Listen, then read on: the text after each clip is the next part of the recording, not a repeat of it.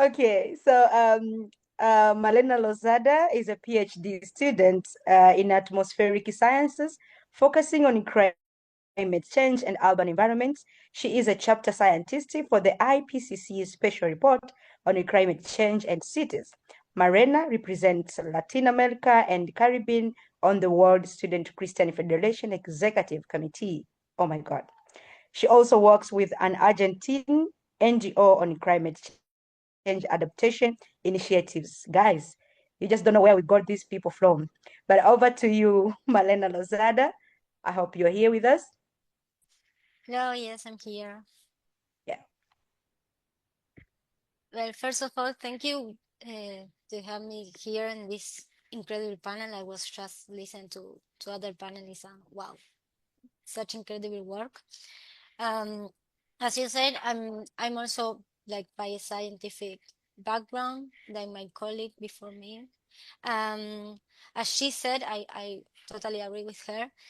It's it's necessary and it's nice to merge our Christian feeling with all the scientific background we have because we are talking here of facing very important powers of the world. I mean, climate crisis came because of very important power because of how we are understanding the economy now and how the world is building and works, and how some countries that are not the ones that we are talking about. Sorry. Uh, and how some countries that are not the ones that the people talk about here pollute the, let's say, the world even before we came here.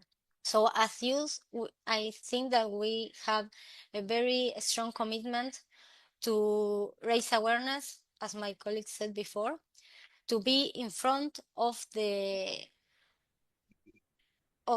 activities that we can make, but also to be the voice of some people that maybe don't have the voice or don't know how to have the voice and say uh, what they need. I was in Mombasa 2 weeks ago because of the SR cities, the special report of cities of the IPCC that is going to be being released in 2 years. And I really like what my previous panelists talk about. It's an amazing city, but you can see the environmental problems they are facing there, as any other cities, and that is why I want to share with you today, because uh, I focus my research on cities because they are already home to half of the world population, and this number keeps growing. But not also that in my country, in Argentina, this number is 90% of the population lives in cities. And this is important because all the cities in the world play a double role fighting climate justice. Why? Because on one hand, cities are one of the most polluted, one of the largest polluters, but on the other hand, they are home for all the people, and they are facing very extreme climate impacts. And these extremes can be devastating, as you may know, especially for the health of the inhabitants. While it's still not a central part of the discussion, at least in my background, we cannot overlook mental health and the toll of living in a place that is constantly threatened under the climate extremes. And at the same time, I think that when we speak about cities and people living there, sometimes we forget about the diversity, because they are not only tall buildings and busy streets, they are also home, for example, to informal settlements. And the people that live in informal settlements are often the communities most affected by climate extremes like heat waves, like floods. And of course, we cannot forget that in cities there live people from different ethnicities, origins, and also with different opportunities to face this climate injustice. Also, being part of WSCF, we have this climate and economic justice that we understand in the same way. We need to be aware of God's creations, but also we need to aware that the world, as we know, the economical injustice and the ecological injustice is leading to a world that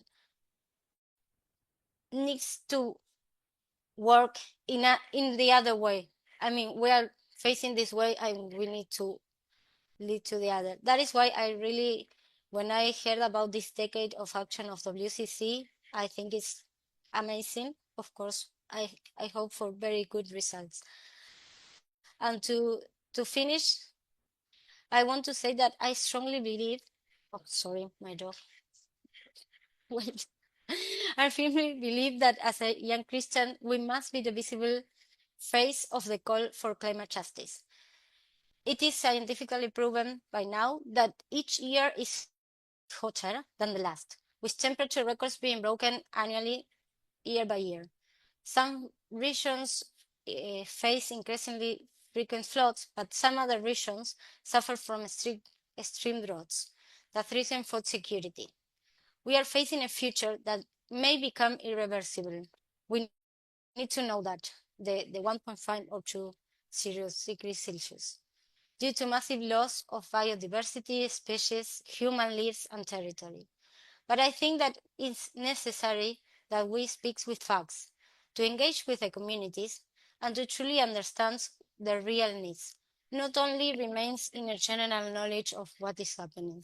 I think that as Christians, we must return to the basics, be safe space, and ensure that we want that our common home is going to be a place that embrace all people, not only the ones that have the privilege to face the climate crisis.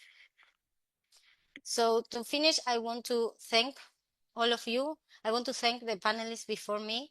I think that we have a lot to work ahead. Sorry, but it's true. But I think that at the same time, this kind of initiatives shows the world and show us that we are not alone.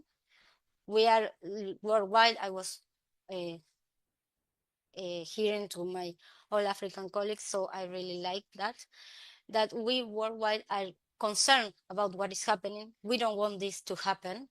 We want to be voice, but as I think the very first one was talking about that we need to face it now. It's unfortunate, but the action needs to be done now, because if not, as I said, the consequences are going to be irreversible. But at the same time, we have the power to be, we are the youth. Sometimes the people say we are the future. I think we are not the future, we are the present, and we need to see what future we want to live for the kids and the ones that are following us. So thank you very much. Wow, thank you, thank you, thank you so much, my dear sister.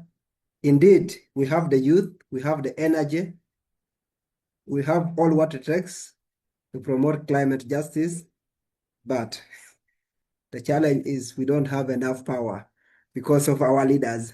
So as young people, we have a role to play.